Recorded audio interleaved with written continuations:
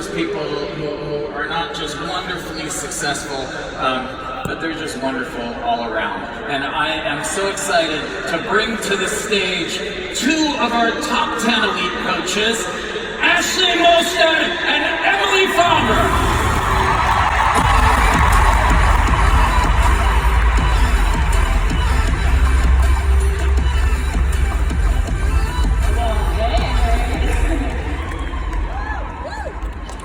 So in 2013, I came to my first summit as an Emerald coach. Except I didn't really come to Summit, it was in Vegas, and I decided to just catch the replay of all the trainings and partied at the pool. Oopsie poopsie. Needless to say, my business wasn't really changed at that event. And that's also to say that if this is your first summit and you're sitting in these seats right now, you're doing better than I did. But luckily, I came back the next year excited to take it more seriously, and I brought with me two coaches. One of them is no longer a coach on my team, and the other one was Emily. I can also remember that summit in 2014. My aunt actually picked us up from the airport, and she took us to the Luxor because we couldn't afford to stay at the MGM where everyone else was staying. In fact, we couldn't even afford taxis, so we found ourselves walking from event to event in 100-degree Las Vegas heat.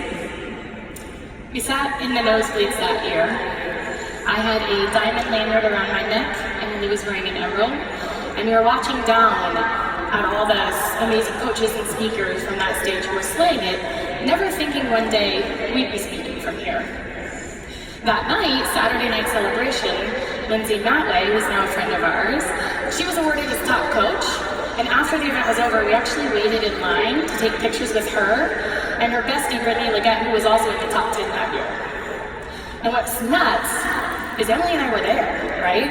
We were way up there, just no one knew who we were yet. And what's even crazier to think about is where in this room the next Lindsay and Brittany are, or the next Emily and Ashlie. Because you're here too. You're just not up here yet. Why does that make me emotional?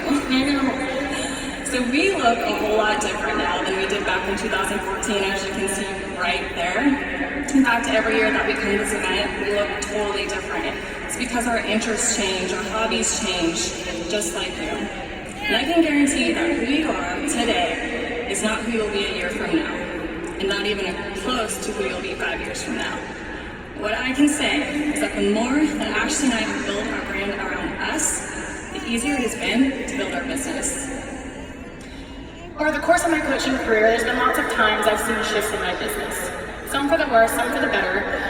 But at the end of 2016, my business changed drastically when I had a post go viral. And contrary to what a lot of people think, the post going viral isn't what changed my business. Because I hate to tell you this, but more followers don't necessarily mean more customers. My business changed from that post because that day I heard a message loud and clear what my audience was after. The post was one about self-love, which is something I'd always felt passionate about, but I didn't always feel comfortable talking about. But the market will speak to you if you listen. And that day, I heard from my market what they wanted from me. And I learned the niche market I needed to connect with, and so I started including self-love as a part of my brand.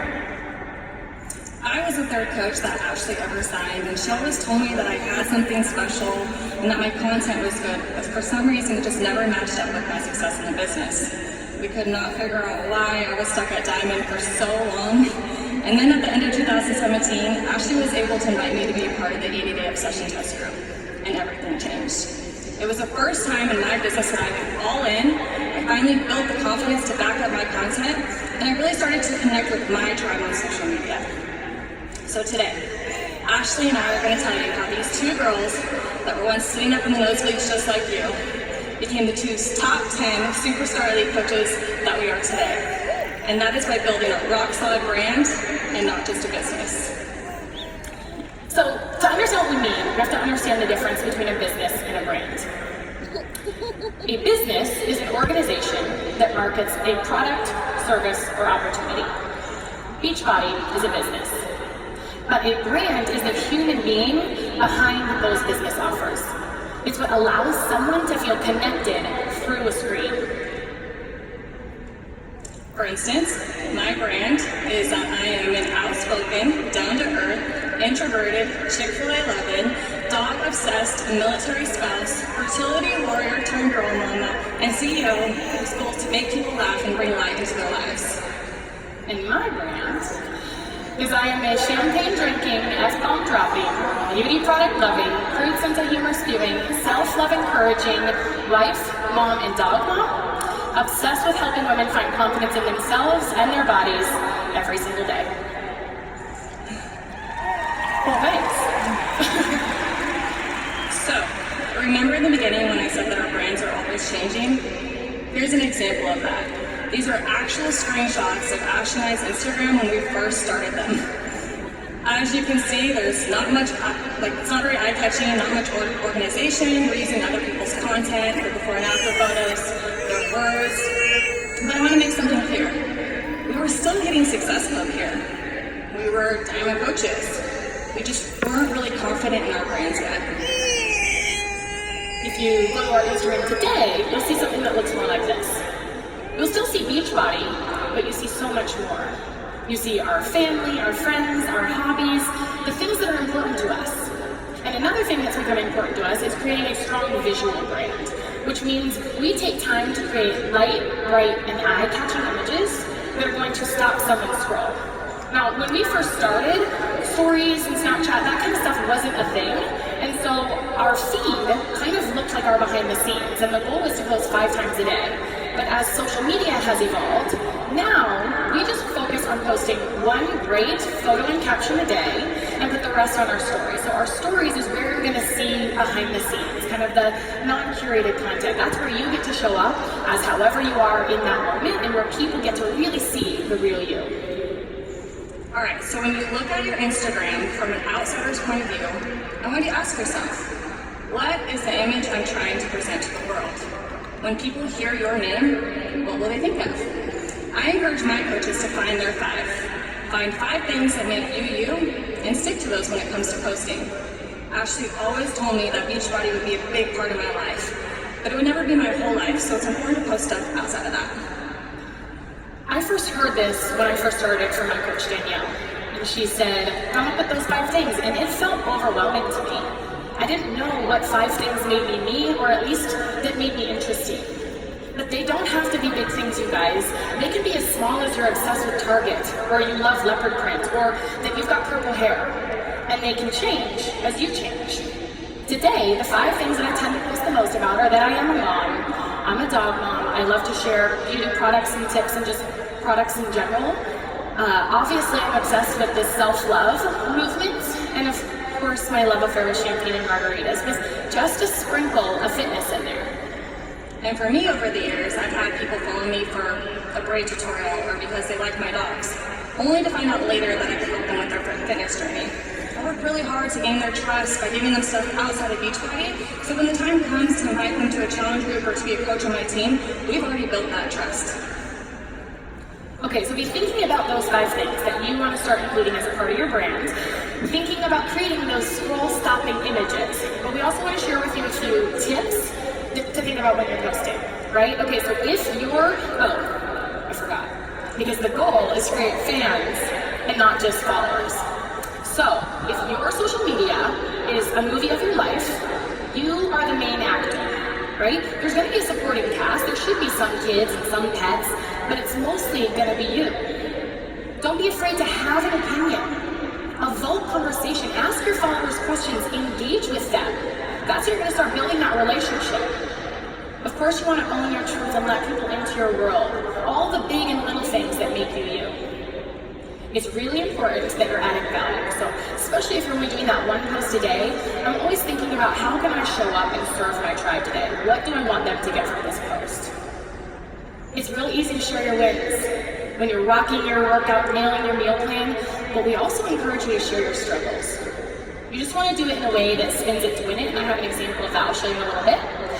And finally, as tempting as it is, especially as a new coach, to try to market to everybody or think that the whole world is your customer, if you're talking to everyone, you're talking to no one. You don't need to be the right coach for everybody out there. You just need to be the right coach for 3 to 5 people a month, so focus on finding the other yous. Without fail, Ashlie and I get asked at least twice a week from coaches on our team or other coaches in the company, how do I get more followers? And I can speak for both of us when I say that we've never used a third-party tool to gain followers, never used bots, never ran advertisements to gain followers, and honestly, never really been consistent about posting hashtags either. But what I can say is that we've been focusing on the people that are already there. All right, I want you to imagine you're gonna host a dinner party, and you invite all your favorite friends and family over to your house. All the people who already know, love, and trust you, they come over, they're seated around your table, everyone's having fun, having a good time, the food is served, and they're waiting for you to sit down and join them. But instead of sitting at that table, you're running up and down the street, banging pots and pans, trying to get more people to come to your party. When if you just focused on serving those already there, your party would organically grow. Because they would talk about how good your food was and how warm your home was and how fun and funny and kind you were and all the things that made your dinner party great. So focus on serving those at your table. Focus on serving those followers already on your accounts, and more will eventually come. Have you ever heard of the phrase, facts sell and stories tell? Well, that could not be more true for this business.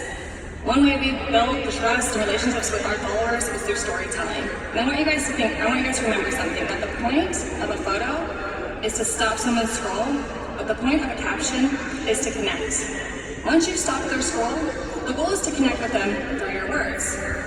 So before I post anything, I ask myself 3 questions every single day. How can I make someone laugh today? How can I make them feel what I'm feeling?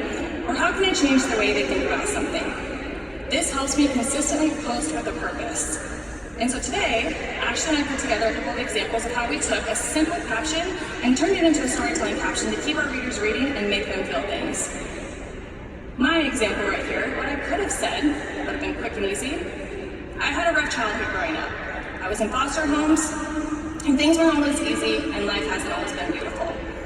Instead, I focused a little more time on it. I went more into detail because I really wanted my followers to be in that experience with me, and I wanted them to feel something with me. So I said this instead.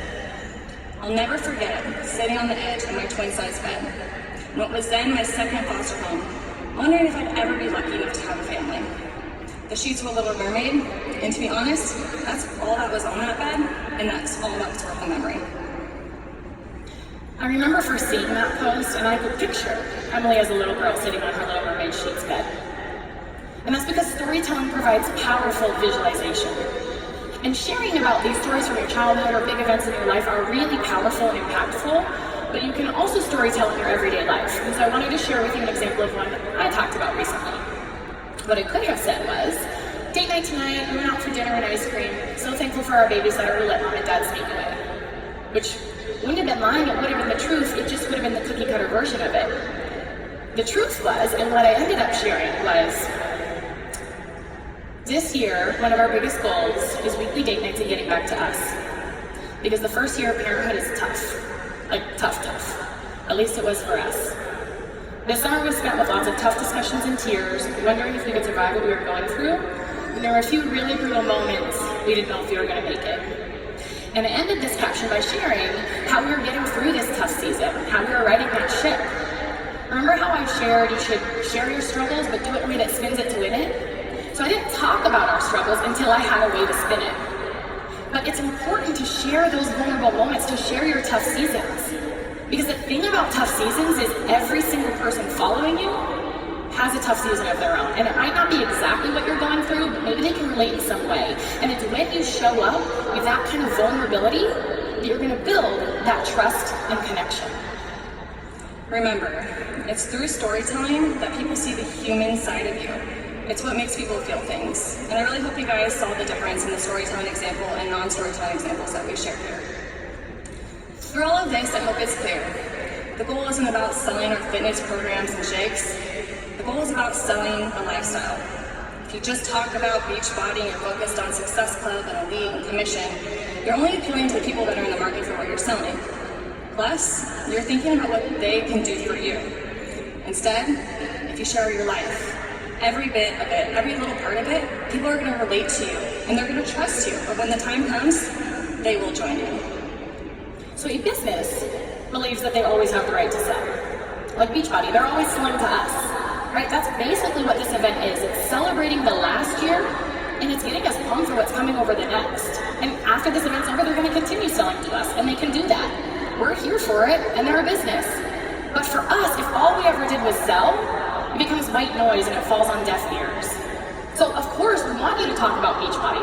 Share your transformations, your challenge groups, Shakeology, Energize, share those things. But talk about all the other things that make you interesting, the things that make you you.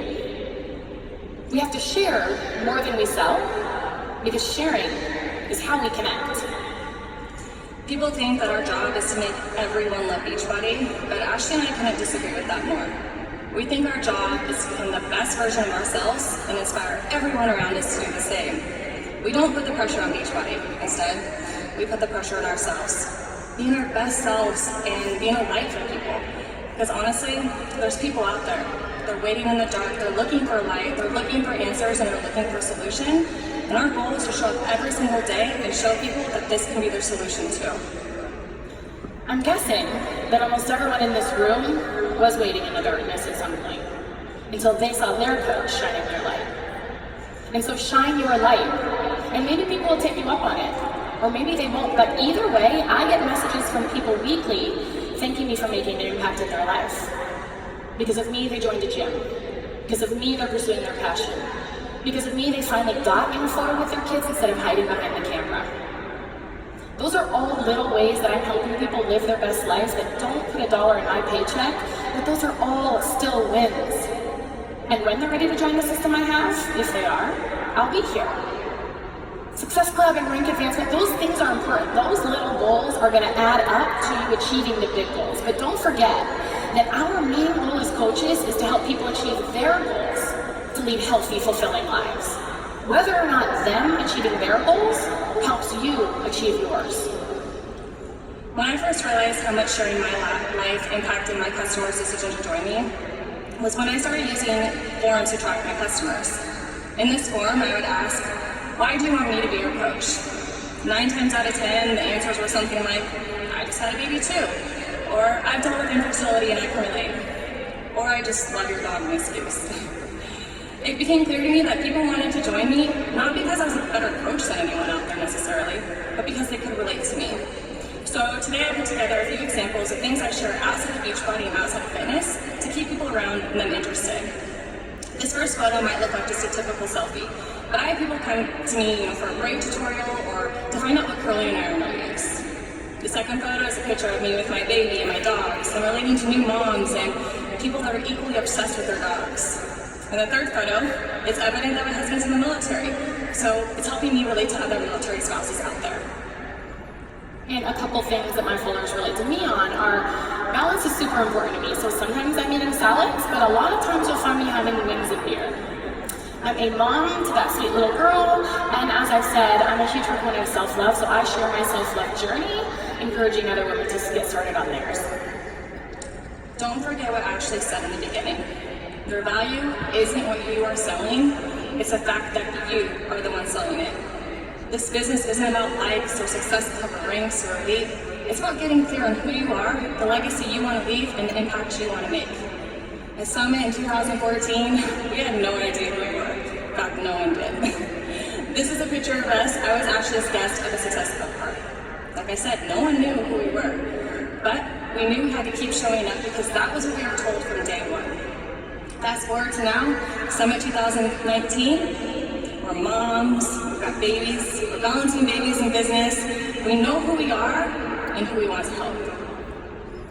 This business has been incredibly rewarding for both of us, and it will be for you. But that doesn't mean it's always easy. As you start building your brand, you might run into some sticky stuff. It doesn't feel so good. Maybe people aren't going to like what you're putting out there. You're going to find some haters. People are going to judge you. Maybe you'll even start to second guess yourself, get discouraged and question whether you should be a coach or if you have a story to tell. But hear us when we say that people that are not your fans are not your people. You do have a story to tell, and you belong here.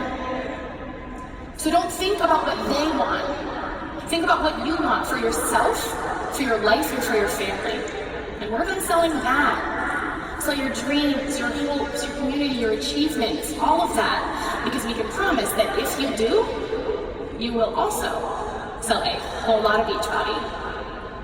Thank you.